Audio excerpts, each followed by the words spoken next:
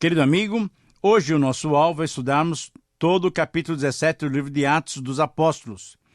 Esse é um capítulo marcante na narrativa de Lucas porque ele nos registra uma das passagens mais interessantes do ministério paulino quando ele expôs o evangelho na cidade de Atenas, fazendo uma ponte perfeita entre o altar que ele viu ao Deus desconhecido e entre o Deus que ele queria que fosse conhecido. Nesse capítulo também nós encontramos a reação dos cidadãos de Bereia, que foram prudentes conferindo a palavra que Paulo trazia com a mensagem já anunciada nas Escrituras Sagradas.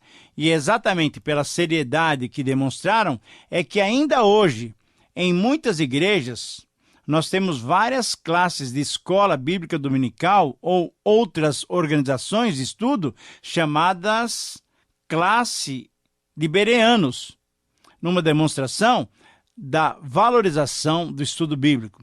E certamente nesse capítulo também deve ser destacado a fundação da igreja de Tessalônica, através do ministério de Paulo e Silas, dando ensejo à escrita das suas duas cartas que hoje constam da nossa Bíblia e que têm sido utilizadas durante todos esses séculos da igreja cristã para a edificação e para o conforto de muitos cristãos em todos os tempos, em todos os lugares. Esse capítulo 17 do livro de Atos é, portanto, um capítulo muito marcante. E eu gostaria de convidá-lo a que você, percebendo a relevância desse capítulo, abra sua Bíblia, abra o seu coração, para que o Senhor possa falar ao seu coração. Lembrando que, no finalzinho do capítulo 16, nós estávamos tratando sobre os nossos missionários sendo libertos da prisão lá em Filipos. Você deve se lembrar que Paulo e Silas foram libertos, e o que aconteceu ali em Filipos foi muito interessante, porque as autoridades queriam logo despachar Paulo e Silas, mandando-os embora da cidade. Mas é interessante recordar um pouquinho que Paulo e Silas reivindicaram seus direitos, pedindo então que as autoridades viessem até eles para que os dispensassem de uma maneira oficial.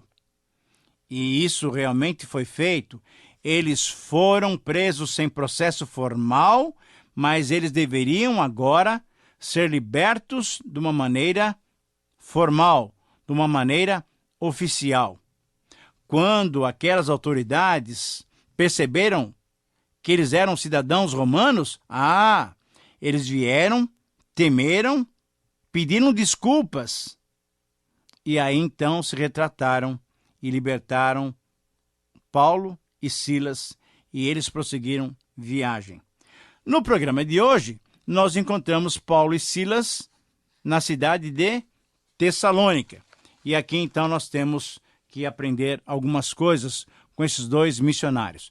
Vamos considerar então o capítulo 17, 1 a 15, que nos relata o ministério de Paulo e Silas em Tessalônica e também o evangelho chegando em Bereia.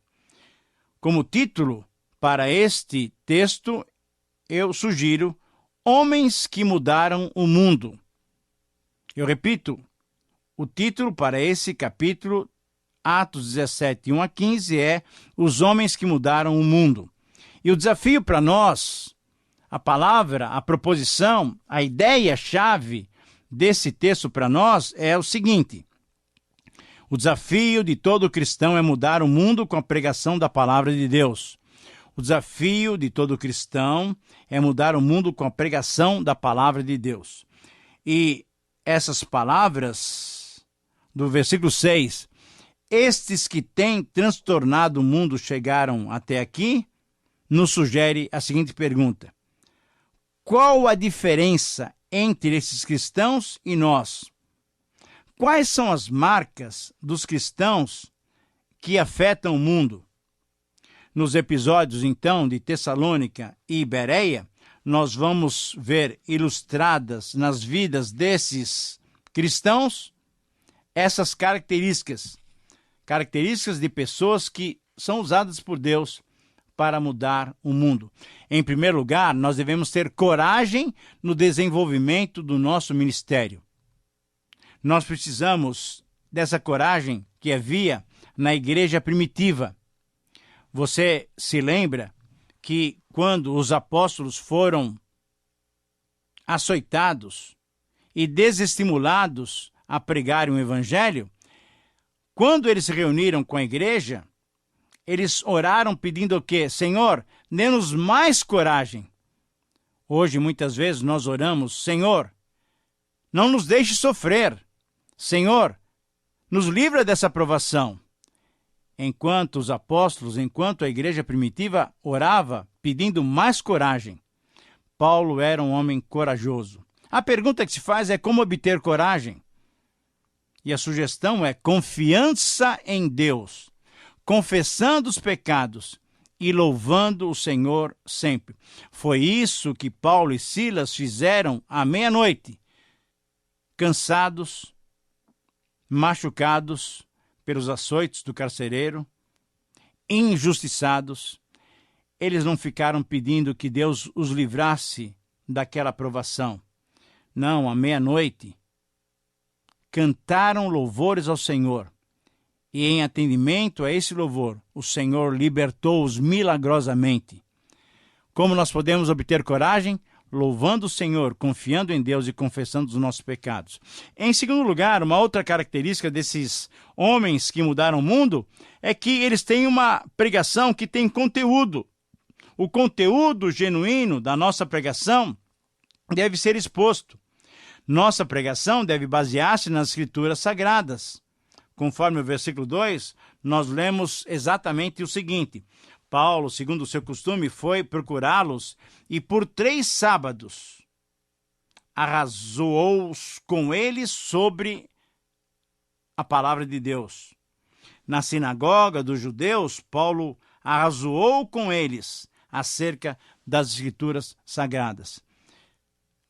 Qual tem sido a base, querido amigo, da sua pregação? Ela está baseada somente na palavra de Deus? Ou, muitas vezes, a pregação que temos feito é uma pregação de autoajuda? Nossa pregação deve persuadir os homens. Como ter, então, uma pregação com conteúdo? Primeiramente, precisamos estudar a palavra. Segundo, precisamos compreender a palavra.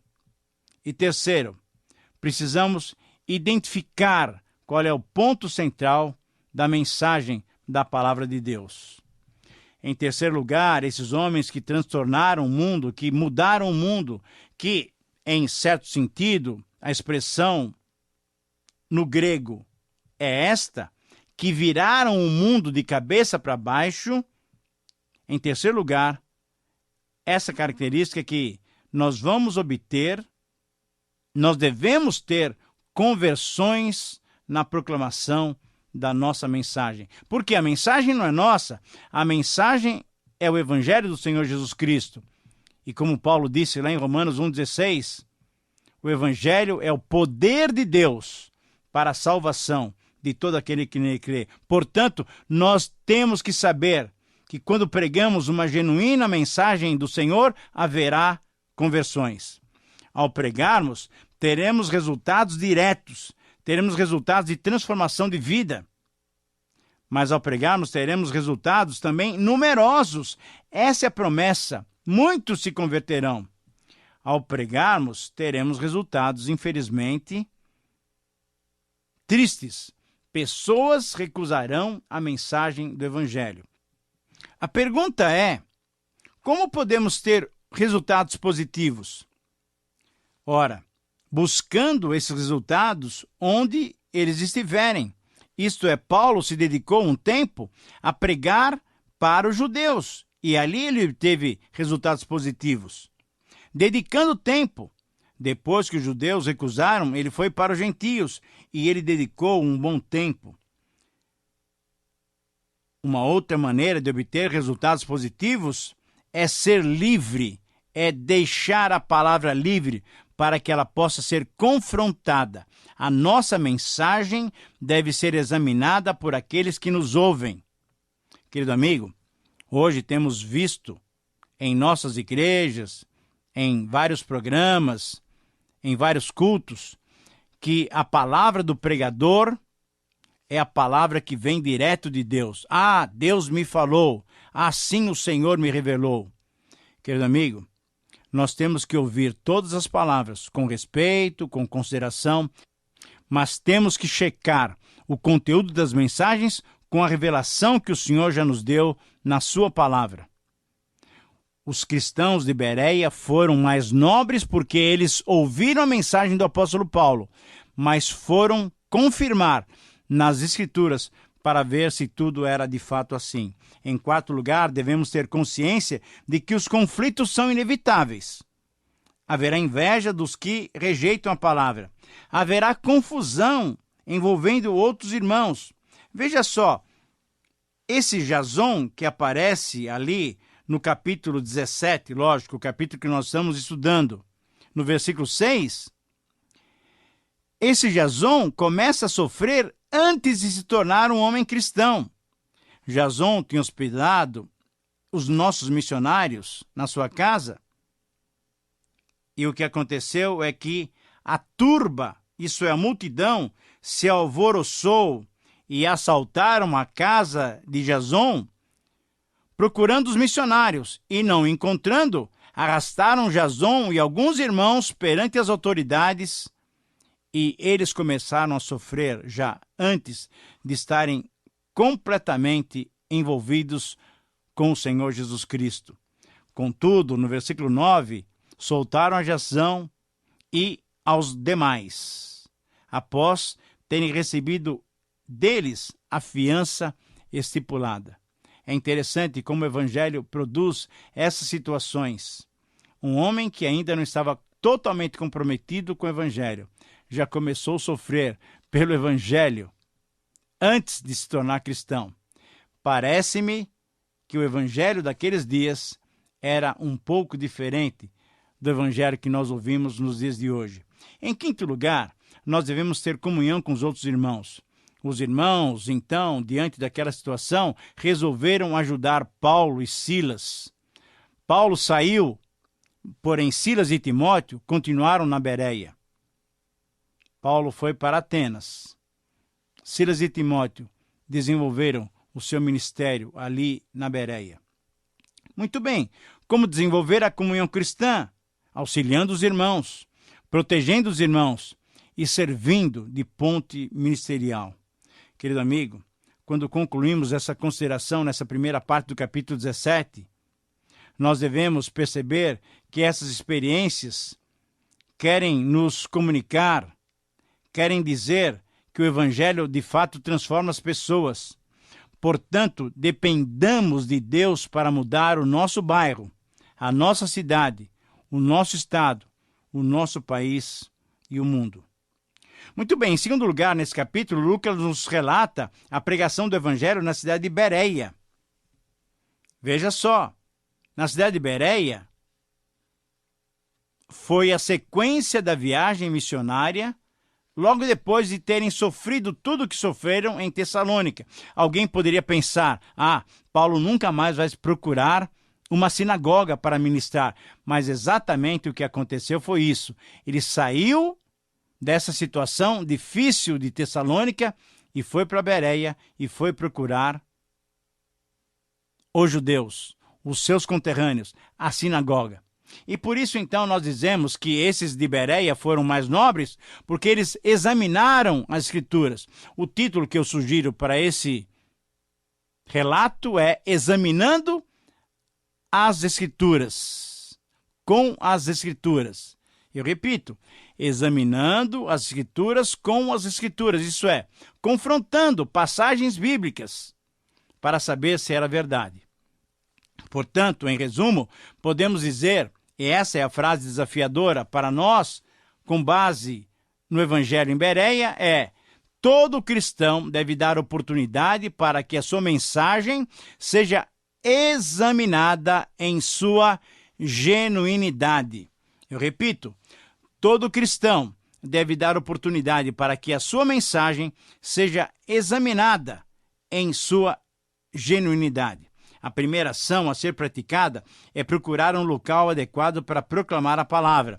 E foi o que Paulo fez. Ele foi procurar os judeus, seus conterrâneos, porque ali já havia uma recepção, conhecimento das ordens de Deus ao povo de Israel.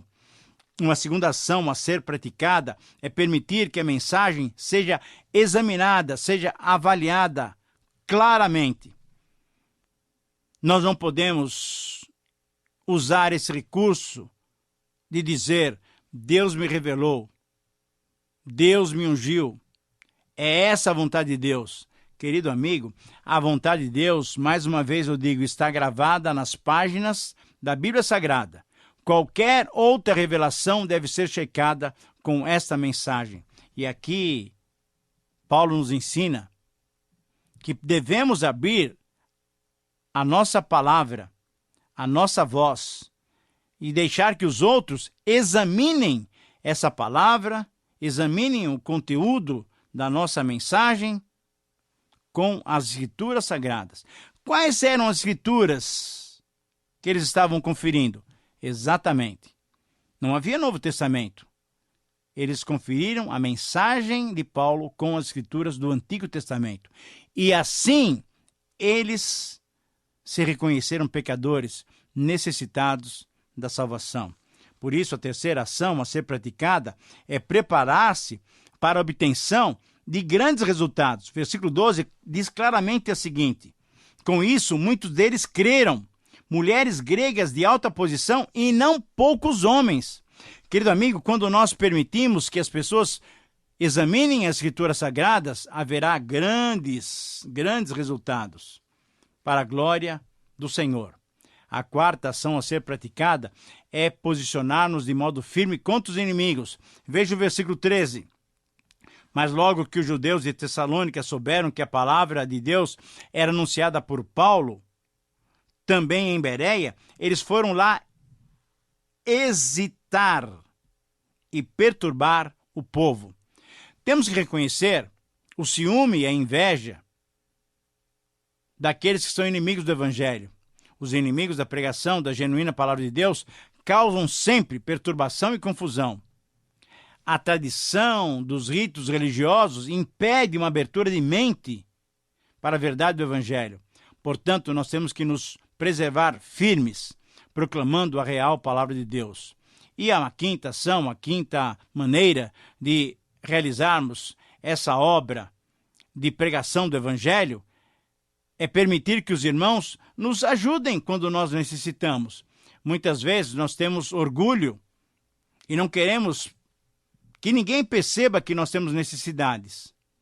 A saída da zona de perigo não é covardia, é prudência, é sabedoria.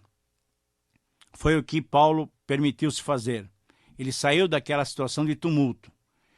Quando temos irmãos com desejo de nos ajudar, precisamos deixar a arrogância, o orgulho de lado e devemos aceitar o auxílio que eles nos propõem. Ao concluirmos a análise desse primeiro texto de Atos 17, nós devemos perceber que o exame genuíno e verdadeiro da palavra de Deus vai resultar sempre em grandes e numerosas conversões. O exame genuíno se verificará se a nossa mensagem está realmente fundamentada na palavra de Deus. E esse exame genuíno indicará a nobreza do cristão em desejar conhecer mais a Deus. Agora chegamos a Paulo e o seu evangelho e a sua pregação na cidade de Atenas. Versículos 16 em diante. E aqui nós temos também uma frase que nos desafia a vivermos essa experiência que Paulo teve em Atenas. Todo cristão é desafiado a anunciar a Jesus Cristo, desvendando o mistério que antes era desconhecido. Eu repito essa frase que mostra o ministério de Paulo em Atenas. Todo cristão é desafiado a anunciar a Cristo, desvendando o mistério que era então desconhecido. A primeira maneira de desvendar esse mistério de anunciar a Cristo é começar junto dos ouvintes. Versículos 15 a 23.